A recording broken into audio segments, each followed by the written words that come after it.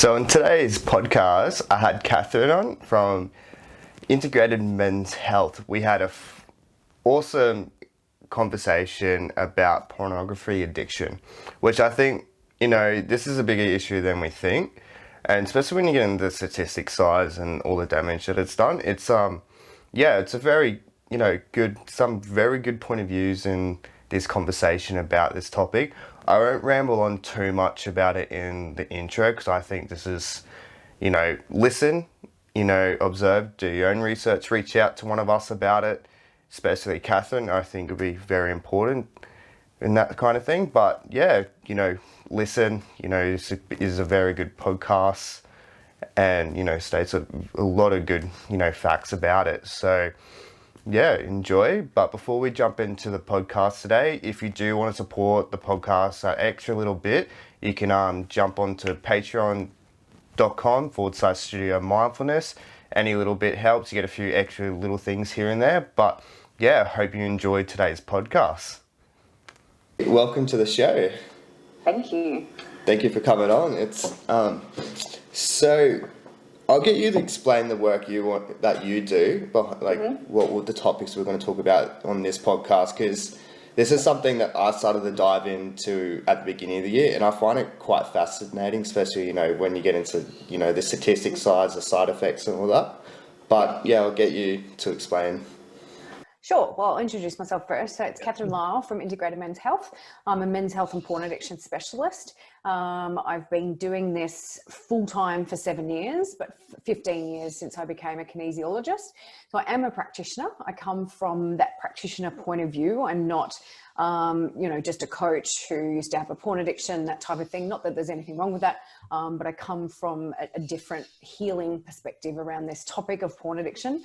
And so I'm a kinesiologist, intuitive healer, transformational coach, psychospiritual therapist, and I'm a massage therapist as well as a tantric healer, Lomi, and all of that kind of comes into a treatment that I've designed to help get men off porn, and it's called integrated massage therapy. So I have a number of programs as well. So I've come up with all of these things based on what I've seen in front of me with my clients. There's nothing like, no textbook can teach you what I've learnt. And the reason why I do what I do is because I started treating men 7 years ago. In 2013, I did a massage course and therefore started to attract more men in my practice, because men don't like to get massaged by men. So it's just a natural progression. And I opened a clinic for men, and I started to see some things happening with all of my clients around sexual health. And I didn't understand, I hadn't even flagged porn addiction as a thing in my personal life either. Like I knew that there were guys that I was dating that would, kind of watch a lot of porn, but I wasn't kind of putting all the pieces together until I met someone at the same time as me meeting someone in my personal life. I had a porn addiction expert contact me and want to work in the clinic. He never ended up working in the clinic, but I changed something on my form to say, it just was a question, do you watch porn? Because I did that to actually refer them to this guy. And just like I do when the hypnotherapist came on and she was specializing in smoking, then, we have a tick box on the form and that changes. He never ended up working for me, but every single guy that came in after that ticked that box. And I started to look into it because I'd had conversations with him, and I was like, oh my God, this is what's actually happening.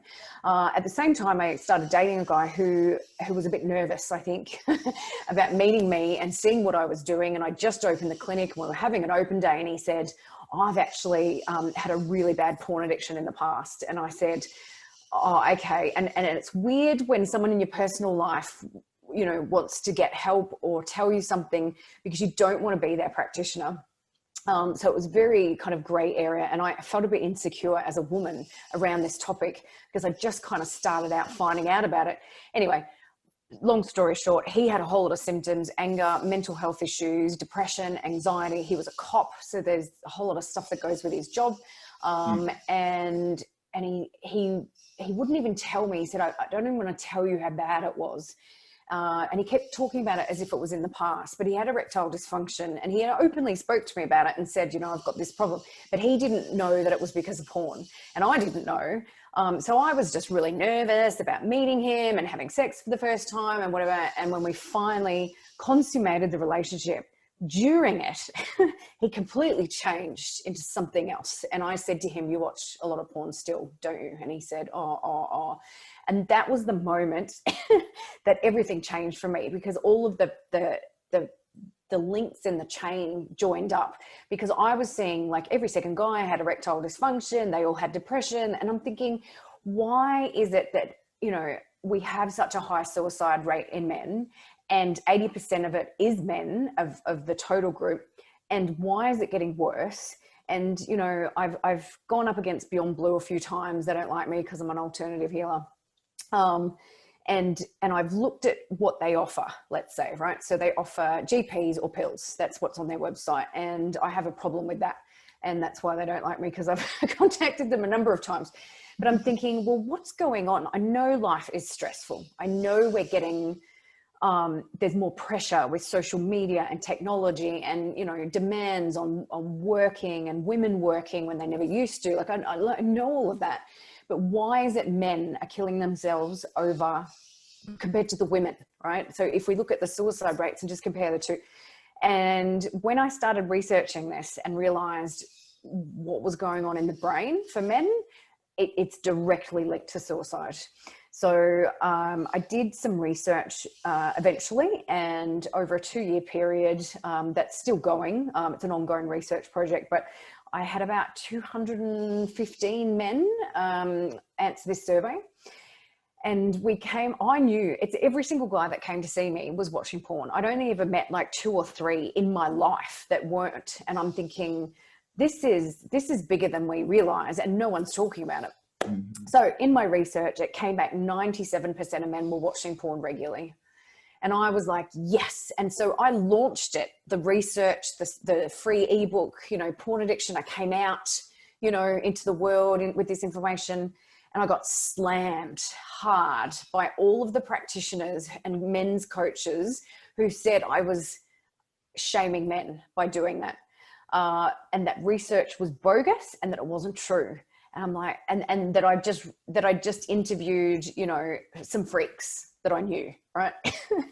And then, but the research came from LinkedIn. It came from all over the world. It wasn't from my clients, right? Maybe some of my clients who are friends with me on Facebook, but this was like an objective view. And when I just knew it, and I'm like, this is it. This is what's causing everything, right? So then we look into the brain, and it causes brain damage. Right? Do you want me to go into what a porn addiction is? Yeah, I would love to, because even with the brain side, because I've recently had, like 6 months ago, I had my friend come on the podcast, and because he's done a lot of research into it himself, and he goes, it definitely has, because he's done, he's gone lengthy amount of, because you do eventually break, and he's gone lengthy amount of times without watching porn, and he goes, you notice a difference in your brain chemicals when you do watch, and he goes, I do think it has done some permanent damage. Yes, it does. Yep.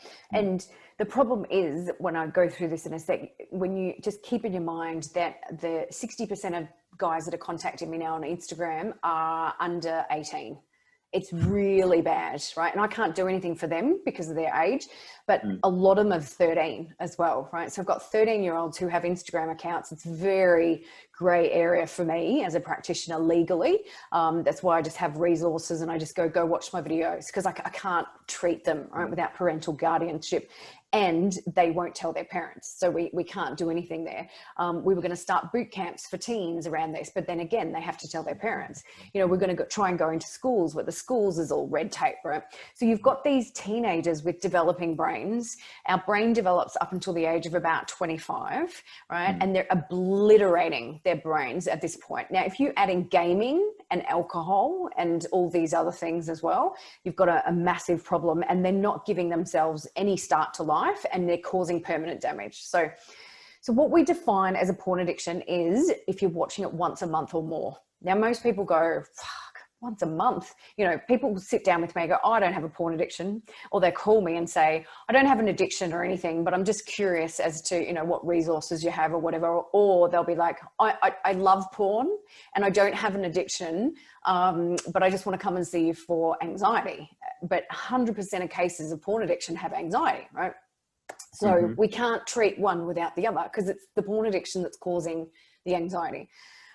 So we define porn addiction as watching it once a month or more. And the reason, that's the textbook view on addiction, full stop. If you can't go without something for a month, Coke, as in Coca-Cola, Coke, as in the other Coke, alcohol, your phone, gambling, it doesn't matter. If you can't go without it for a month, you have an addiction to that thing. Yeah. Right? I was going to jump in there for a bit. I have to vouch for that for addiction too, because we look at it as addiction as something, you know, you do all the time. And I'm someone, like, I struggled with mental health too, as I explained on the podcast, and have spoken about like being, you know, addicted to alcohol and drugs, because you use those substances to escape reality, and that's the way I look at addiction. So if you're using it, and it's the same with porn, people use it to escape reality. Yes, but porn is exactly the same as a drug addiction. So I'll explain how that works in a sec, but it's, yes, people are using it as an escape, and yes, they're self-medicating with it. And yes, things have happened to them in the past that are creating triggers and things like that. But when we take away all of that, you actually have a brain addiction from very early on that has nothing to do with any of that other stuff, right? So the reason why we say once a month also in porn addiction is because if guys are masturbating once a month and they're watching porn once a month, and they don't masturbate without it, then they have a porn addiction. So even if they're only masturbating once every 2 months, but it's only ever with porn, they have a porn addiction. Right, so that's at that end of the scale. Now I have a 71-year-old that came to see me, and he argued, very stubborn man. His wife had passed away. He didn't want to, he didn't even think this was a thing. He just knew that he wanted to kind of get back on the horse sexually, and then he had some mental health stuff, and he wanted to see me for this treatment he read about and blah, blah, blah. So I asked him, how often are you watching porn? Oh, it's only about once a month. How often are you masturbating? Oh, it's about once a month. Okay, so you have a porn addiction. And he's like, no, you know. And the second time he came back, he's like, no. And he was kind of getting angry with me. I said to him, how old were you when you first started watching porn? And he was like, oh, I don't know, 13, 14. I said, so we're looking at a 55-year porn addiction. And he's like, what? And I'm like, yeah. So for the people that are watching this and kind of going, oh, she's full of shit. It's not, because the men that are watching porn only masturbating when they're watching porn cannot masturbate without it. Most of them don't even think, oh, what's that about? How are you meant to masturbate without porn? Just like wank over yourself or your thoughts or something. Like, what's that about? Right. So a lot of people don't even see it, even think that you could masturbate without porn, right? So I come from a perspective where I make you more sexual and I help you masturbate properly, right? We teach you all of this stuff.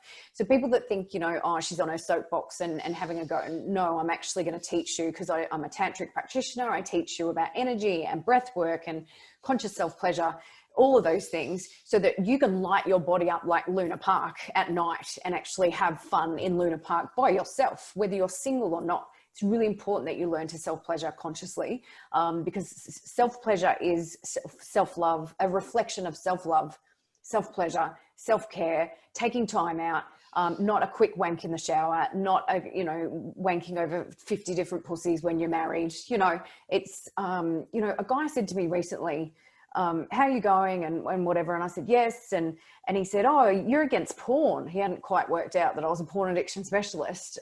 He'd seen me years ago, but he hadn't put the two and two together. And I said, yeah. And he goes, you don't like it? I'm like, no, I don't like it. And he said, I said, you know, I'm a porn addiction specialist. That's like a drug addiction counselor dating someone that takes ice. And he's like, I don't understand why you don't like it though. Like, surely. And I said, why would I want to be with someone that masturbates over 50 different pussies in a week, like, and ejaculates over that, and then turns to me and says, you know, let's hook up sexually? No, thanks. Right. So there is the personal side that comes into this for me as a woman, but it's I honor myself enough to want someone to be fully present with me because I know what porn does to people. And so the brain addiction is, what happens is when you first start watching porn, say you're 13, right? And let's say you watch it because they've got smartphones now and they didn't before, right? So back in my day, I'm 45, we're talking magazines, VHS, if you're lucky, as you walk past, you know, you're with your parents in the video store, right? So you had to actually get the material somehow.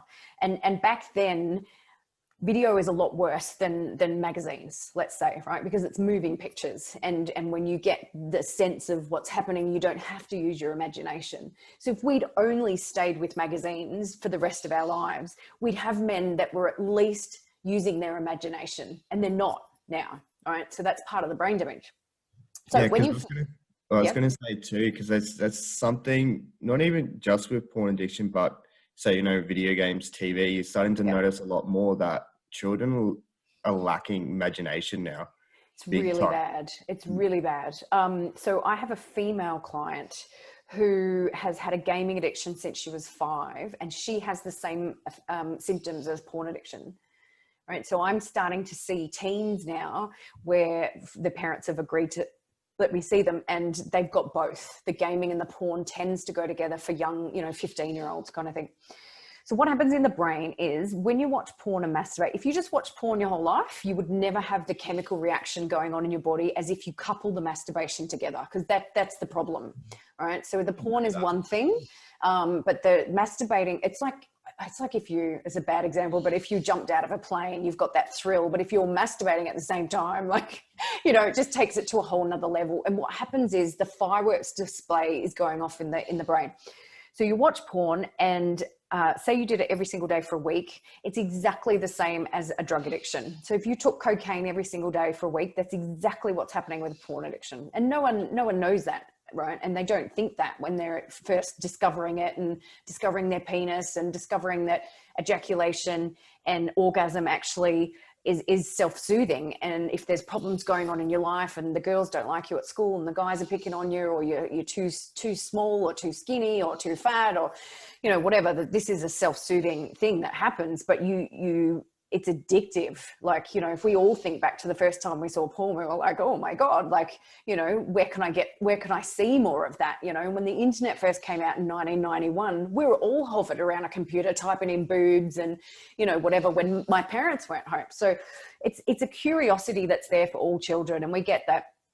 But there's a difference between a curiosity about the human body and nakedness and sex, because we had no sex education. We were like, what is this? You know, what's a penis? Yeah, I vouch out for that, because that's something I like completely missed out on in high school. Like, because I was, you know, I swapped between HB classes during that time. So the HB class I moved to actually already done it. So that's something I completely missed out on. Yeah. And we, like, I grew up Catholic, so there was no sex ed. And even in high school, there was some biological kind of sex, like a cross section of the penis and the urethra and that, but there was no mention of, like, you know, how to make babies, but in terms of sperm and egg, not penis and vagina, you know. So that's what's lacking these days.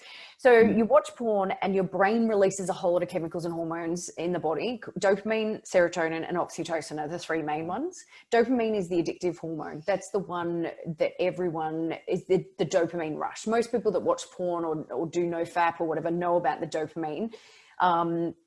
And it's what we call the novelty drug. It's like, I like what I see and I want to see more of it. That's what the brain does. It's like, oh, I like this. Oh, this didn't kill me, right?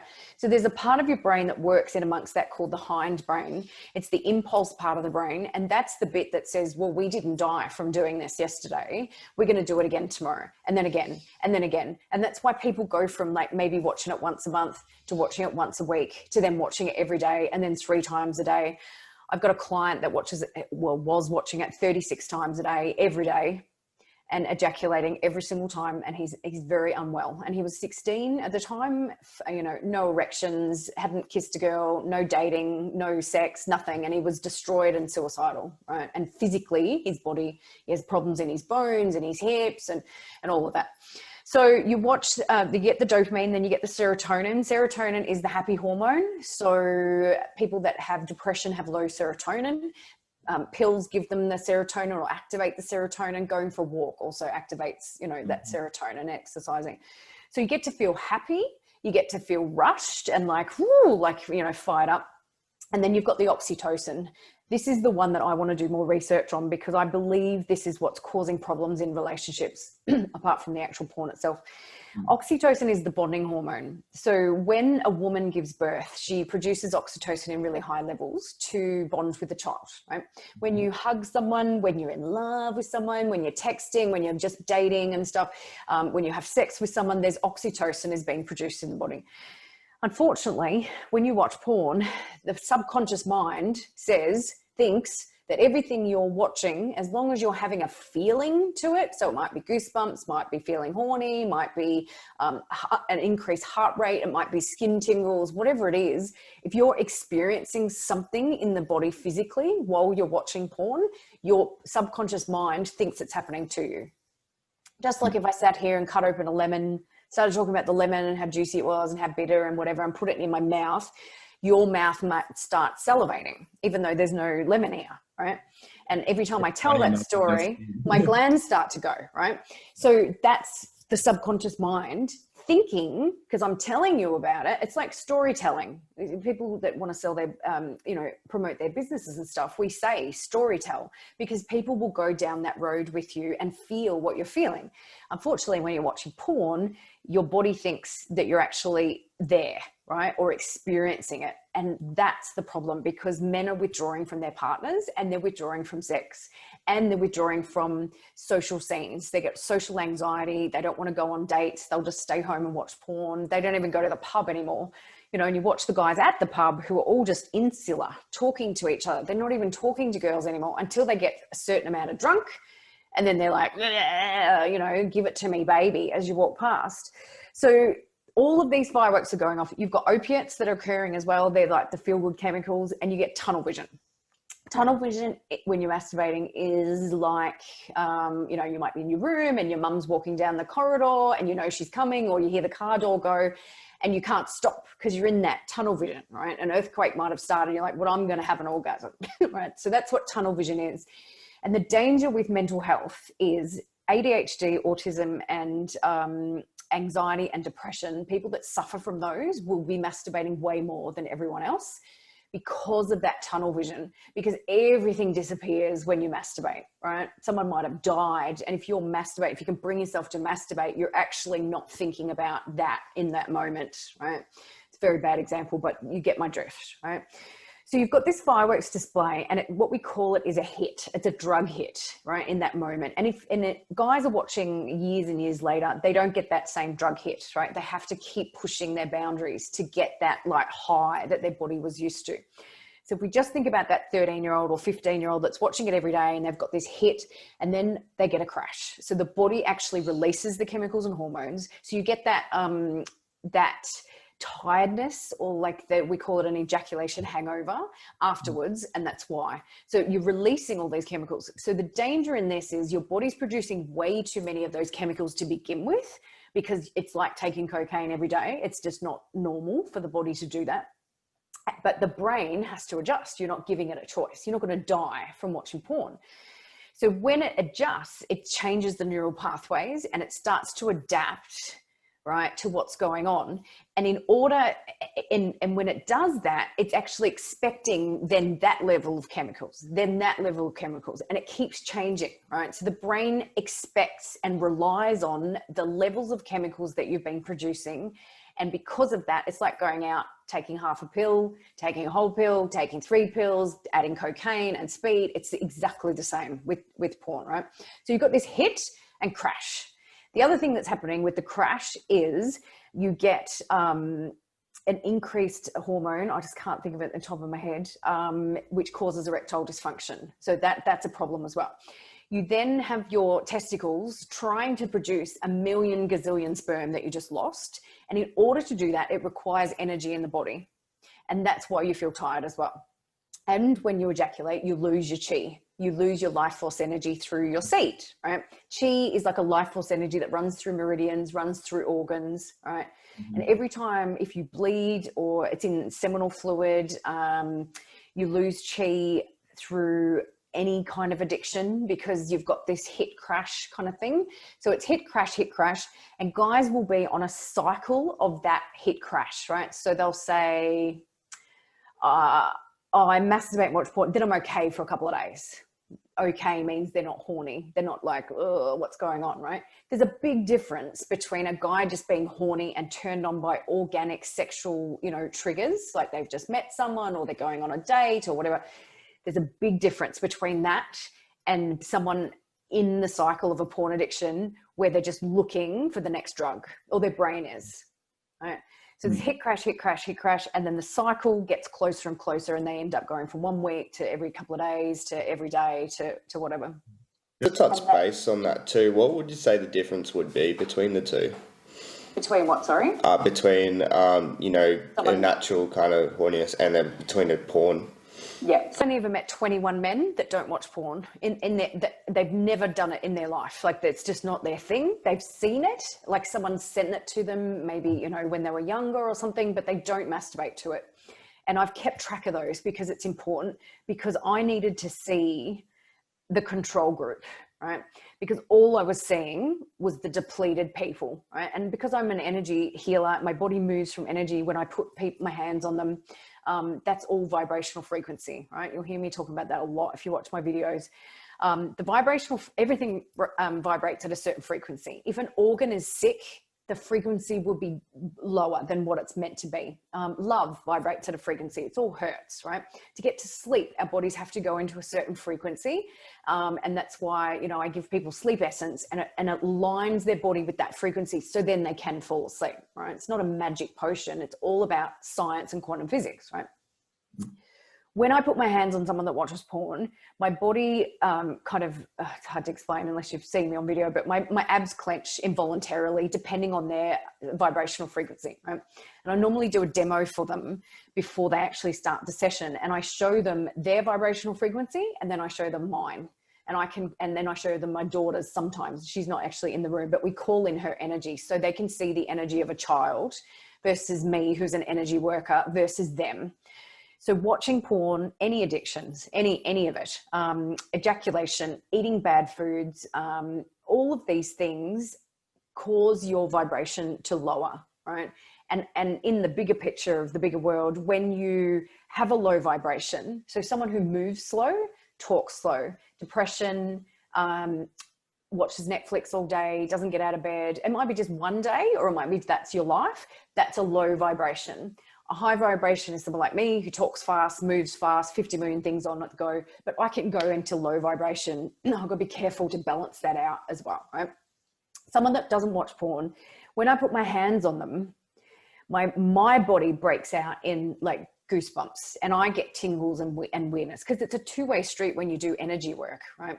You can't not channel energy and then it not come back and meet you. That's how it's meant to be. That's how sex is meant to be, right? But when you work on someone with porn, there's nothing. It's almost like a flat line. If you were looking at a heart monitor, it's like boom, boom, boom, boom. And then, there's nothing there. But by the end of the session, it's really, full on, right? So guys that don't watch porn have high vibrational frequency. That means a whole lot of stuff. Better mental health. They don't have the brain damage of 50 years of porn. I'll cover the brain damage now, but yeah, they're completely different species, right? And this is why I won't date someone that watches porn, because of that reason, because of the experience and the connection and the energy that flows through. You can't get that with someone that watches porn. You get a lot of spanking, choking positions, it's very mechanical. The guys aren't present. They're trying to touch themselves all the time to keep their erections going. I could just be anyone, and that's not necessarily because they're assholes. These are nice guys that I've been with, but they're just disconnected sexually completely. So it affects the brain, the frontal lobe, right? This is the most important part of the mental health stuff. The frontal lobe is responsible for controlling sexual behaviors, emotions, emotional expression, decision-making, memory, focus, concentration, all of those. It's actually the control panel of your brain. It's the control panel of your personality as well. you get depression, anxiety.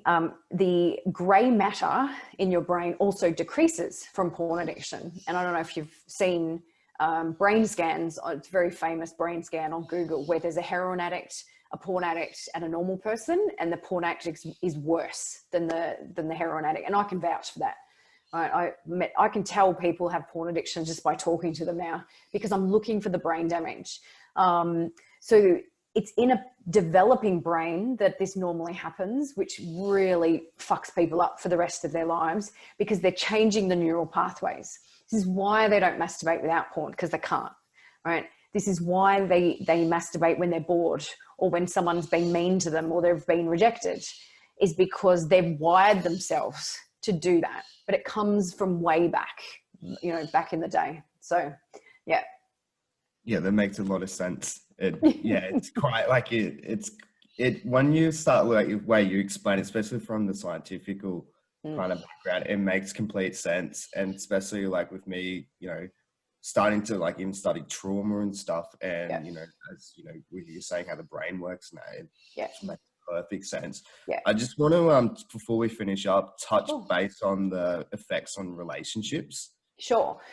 So you can't have a porn addiction. So watching porn regularly classifies as a porn addiction. Right? You can't have a porn addiction without having brain damage, and you can't have a porn addiction and brain damage without having mental health issues.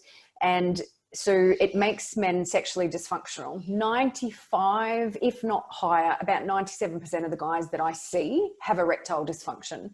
But only about, it's really high. So, they say 1 in 5 or 1 in 8 men will have erectile dysfunction. I don't know who they're interviewing, but half of the guys don't even know they have erectile dysfunction. When I interview them first and we go through the consult and I say, what's going on? Premature ejaculation, trouble having orgasm, getting erections, maintaining erections. No, I'm fine. But when I take away their sight and I touch them and their bodies to awaken and activate all of the actual sexual channels, the kundalini, the meridians, the organs, the chakras, all of that, there's nothing. There's nothing. And then I get them to go home and do masturbation homework, conscious self-pleasure, and they have to close their eyes, keep their bums relaxed. They have to let the energy travel through. They can think about whatever they like as long as it's not a porn scene. They can't actually do it. There's no erections at all, right? So that's how we know. That's why it's so high, because men aren't masturbating without porn. They will get erect for porn, but not for when they're not watching porn. And then this affects relationships, right? So I reckon it's very high. Like I was dating a few years ago, and I don't sleep around, but I take my time and I choose the right person and all of that. And there's this big buildup and anxiety and chemistry and whatever, and then erection issues. But they never talk to me about it. And you blame yourself, right? So the women are blaming themselves for all the erection issues, for guys not being able to come. They're feeling their boundaries are being crossed generally. If you ask any woman, she's had her boundaries crossed with men sexually, even if it's just a little slap on the ass or pulling the hair, or, I've been choked, I've been, all of these things. Men are just, going about their business and doing this stuff. So it affects dating so much that I could do a whole other video on that. Men aren't hunting anymore. They're not chasing. They're not making an effort. It's a numbers game, and the numbers game of Tinder, let's say, the swiping, ties directly into the dopamine fix of what guys are never watching the same porn clip ever. New one. Well, guess what they're doing with women? This exact same thing. I'm a good catch, and guys will talk to me for 5 minutes, if that, and then that's it. You don't hear from them again. And you think, did I do something wrong? You have a look at the conversation, or like you give them your number, they don't call. You're like, what is going on, right? And we've been taught as women to not be the progressor, to not be the assertive one, and I'm an independent, strong woman. I've been single for 12 years. Like, guys would be shit scared to come near me because of the work that I do. So I learned to soften and be submissive and just kind of back off a little bit and let them, but they don't, right? And then relationships, I treat couples I treat women who are partners of porn addiction. My new book coming out, it covers all of this. So we've got the stories of the porn addicts, the guys that have really been messed up from porn. We've got stories from the women who have been abused by partners because of porn. And I cover all the toxic masculinity, the Me Too movement. So, you know, we can look at relationships in terms of marriage. It will fuck your relationship because you're not present. You can't show up. Guys will argue so much with this point, right? I can tell if a guy watches porn, if I don't ask any questions and the clothes come off, which never happens anymore, I can tell straight away. And I still have guys contacting me from my past saying, how did you know that I watch porn? And I'm like, whoa, because on the couch and over dinner, you were fucking amazing. And the chemistry was firing around and you were treating me with respect and all that. The second the clothes came off, you just disappeared and you went into porn land, porno world. And they're like, what? And they don't get it. Right. And you have to be a woman to get it. And you have to be a woman that's seen both and known about both to actually get it, right? So this is something that I'm trying to teach now and get women to be aware of boundaries. You know, there are women that contact me and they're just sitting in bed with their partners and the partner's actually watching porn or going on to, you know, all of the Instagram and the Facebook, the soft porn, let's say, or their mates have sent them a video and they're sitting there watching it while the woman's in bed with them. It's so inappropriate. It is a form of cheating, I believe. It obviously depends on the discussions you've had. But if a woman is allowing or okay with her partner watching porn, I don't even come from a morals standpoint with that. It's like he's going to have brain damage, depression, anxiety, impotence, have trouble having an orgasm, and he's going to see you. He can't help it. His brain and subconscious mind are going to see you and treat you differently. He's going to withdraw from sex. Why would you want that? Yeah, and it's going to make the, I guess, being as a male, it makes you treat them like a drug. Yeah. And I can say from personal experience, and I hardly ever talk about my personal life, but the guys that I dated that don't watch porn, it's mind blowing, right? So I nearly, like I'm a bit of a freak energetically. I have a lot of gifts and I'm intuitive and whatever. When I'm connecting with someone, I don't even have to be actually physically having sex, but when we're in that, you know, that pre-sex mode, they're like moving and shaking and feeling orgasms running up their body. And we're not even having sex yet. That can only happen with someone that's not watching porn. It's impossible for it to happen with someone that does. So my treatments actually activate Kundalini. And when we activate Kundalini, which is the sexual energy that runs up your spine, guys don't feel like watching porn ever again. It's the cure for porn addiction. Not that I'm allowed to say that, but that's what happens. When we activate your proper organic sexual energy, sexual life force, men that watch a lot of porn have no sex drive. They'll argue that till they're blue in the face and they'll say, no one can keep up with me. My wife can't keep up with me. I'm always wanting to have sex. I'm a sex addict. It's a porn addiction gone crazy. It's a brain addiction that needs the drug. That's all it is. That's what a sex addiction is. And I've also researched serial killers and it's the same there.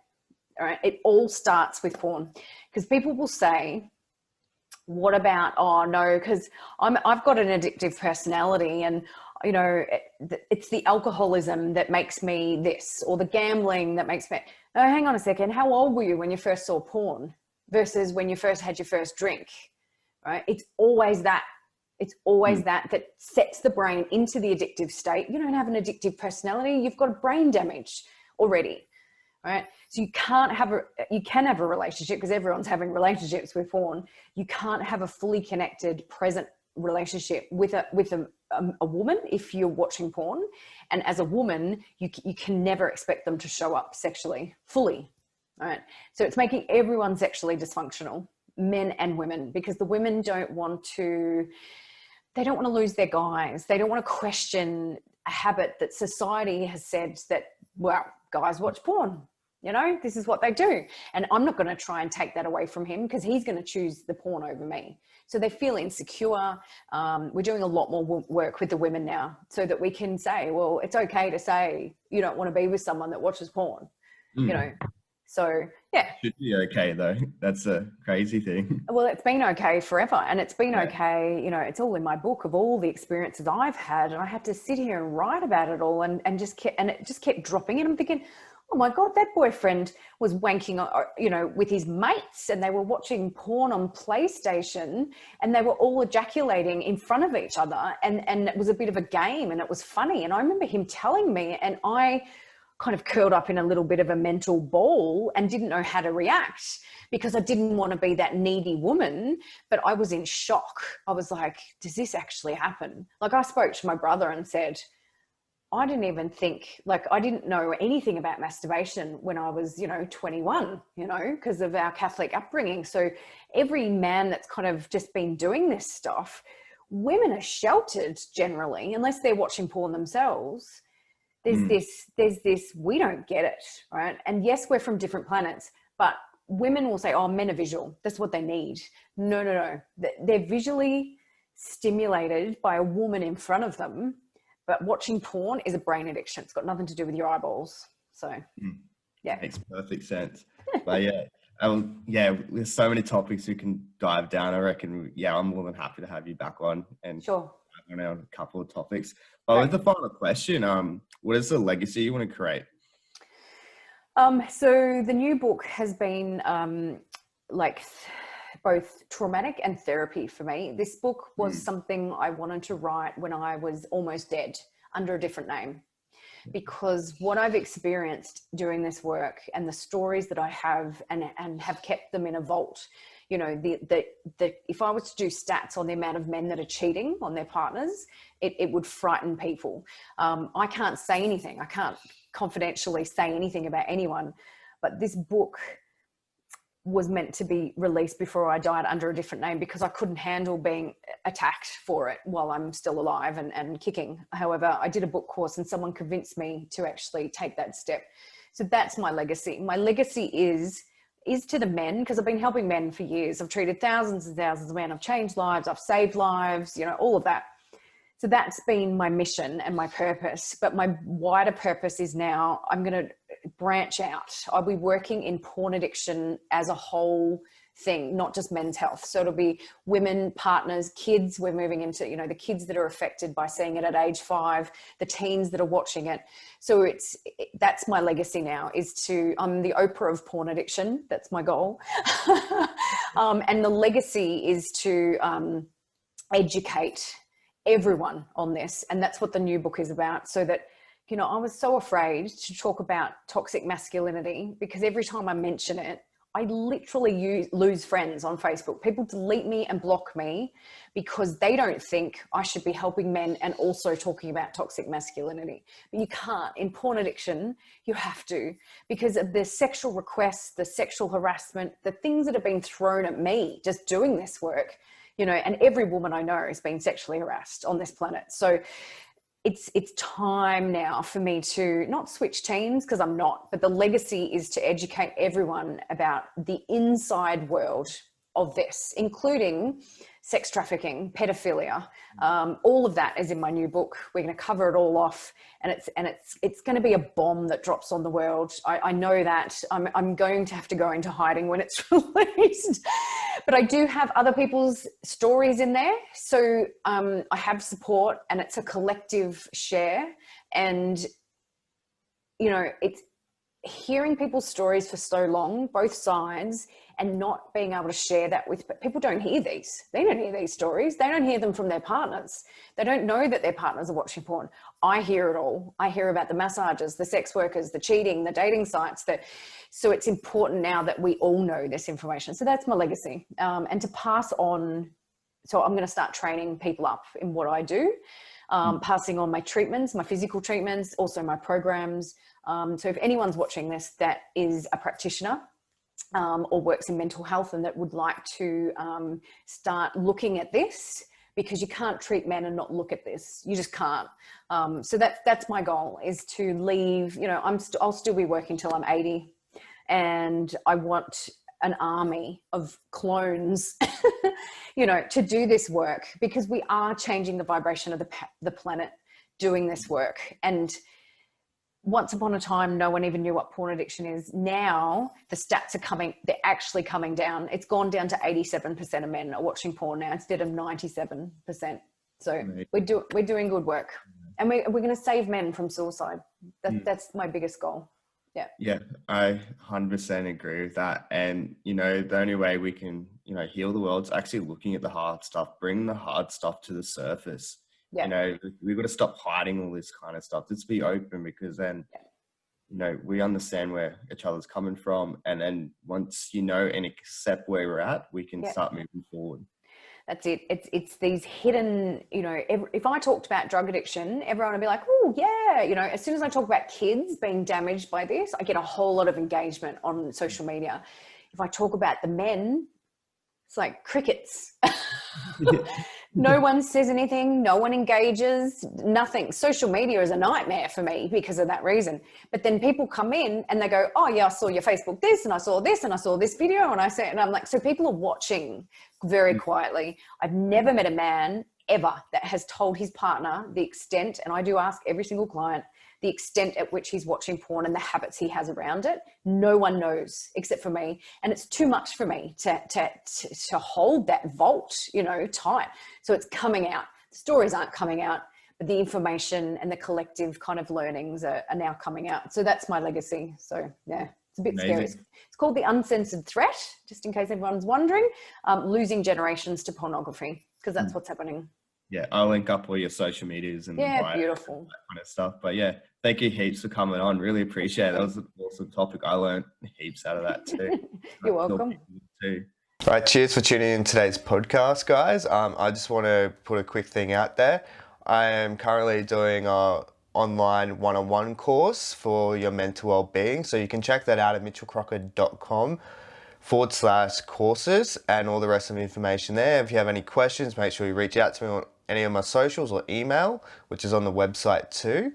And also to tell me what you thought of the podcast, give us a like, you know, so forth. And if you think this podcast will add some value to a friend, share it with them. But thank you for tuning in today, guys. Very much